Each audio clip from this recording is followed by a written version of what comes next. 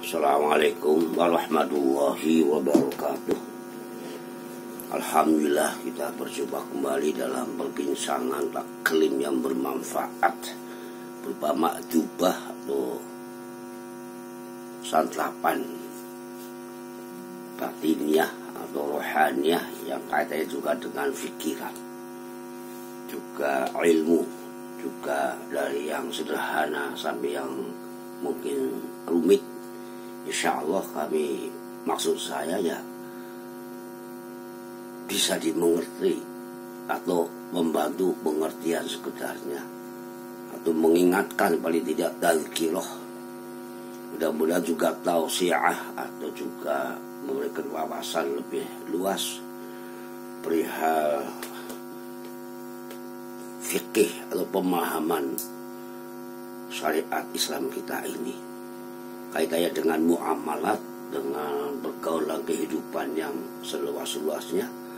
Dalam serial ini atau musalsal yang kami sebut asuntoloyoisme ini sekarang seri yang ketiga, akan kami lanjutkan pembicaraan tentang istilah-istilah, karena itu buatan saya, reka fikroh saya. Ada asuntoloyoisme, nanti ada Tuhan tuisme, ada dunia sukertagama.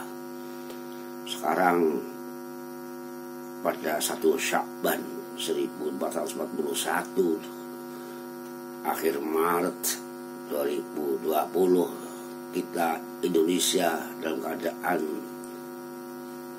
tercekam. Rasanya itu harus tinggal di rumah, jangan banyak bepergian, karena ada musibah corona 19 ini yang menjadikan suasana gombalisme global ini. Nah, dalam kesempatan yang demikian, tinggal di rumah, tidak banyak bepergian, saya manfaatkan untuk menyampaikan taklimat yang hasanah. Sekarang kita lanjutkan pembicaraannya sekitar 10 atau mungkin 12 menit nanti. Ya mudah-mudahan bisa kurang di seri ketiga ini tentang Sontoloyo. Sontoloyo yang masyhur di buku Bung Karno sebagaimana kita sebutkan, yakni Islam Sontoloyo pada tahun 1940 dibukukan di bawah bendera revolusi. Asalnya dimuat di majalah Panji Islam. Sontoloyo sekarang kita lihat dalam bahasa kamus Indonesia, sudah masuk di kamus Indonesia. Ternyata kami baca di sana, kami kutip ya, istilah Sontoloyo itu bermakna konyol, tidak beres, bodoh, sebagai kata makian. Dalam kamus umum bahasa Indonesia, Sontoloyo juga menjadi bahasa percakapan yang berwarna kurang baik, ya konyol, tidak beres, bodoh dan seterusnya.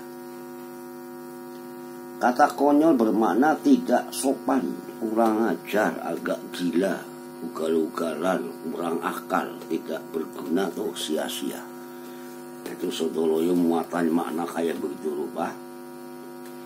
Nah, dulunya dalam peradaban Jawa ternyata dikabarkan Sontoloyo itu istilah di Jawa Timur untuk orang nyebut para penggembala bebek yang berpuluh-puluh hari, kemungkinannya sebulan 2 bulan dia pergi membawa bebeknya mengembara kemana-mana, si bebeknya bertelur di mana-mana. Apa juga sebagai sindiran bahwa yang menggiring bebek itu juga bertelur di mana-mana. Wallahu a'lam, ya mohon maaf. Kalau di Pantai Utara, di Brebes sudah kami sampaikan, dulu juga ada istilah di kamus bahasa Jawa dan sebagainya, itu ada kontoloyo. Ketolnya saru ya, tapi itulah kenyataan begitu dulu. Nah, kami dulu telah kita ingat berkenaan dengan istilah santo. Tadi saya spekulatif pikiran saya, imajinasi saya. Bagaimana kalau dari kata santo yang loyo? Nah, melihat isi nanti tulisan Bung Karno tentang para ulama, kiai, pemuka agama yang rusak ilmunya, juga rusak akhlaknya. Jadi kalau agama di luar Islam menyebutkan, misalnya agama besar kita itu di lain Islam, apa Yahudi, Nasrani, itu ada istilah santo. Santo itu sebutan orang suci untuk laki-laki, maka Santo Yusuf, Santo Paulus.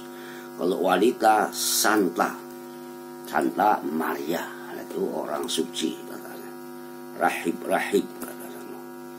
Itu tapi loyo, ya, tidak bisa berkutik karena lemah ilmunya, juga lemah potensi power dan sebagainya, sehingga terpojok-pojok kehidupannya, juga akibatnya kebodohannya, kemudian kerusakannya, sehingga menjadikan loyo sebagaimana disebutkan nanti dalam buku Bung Karno itu.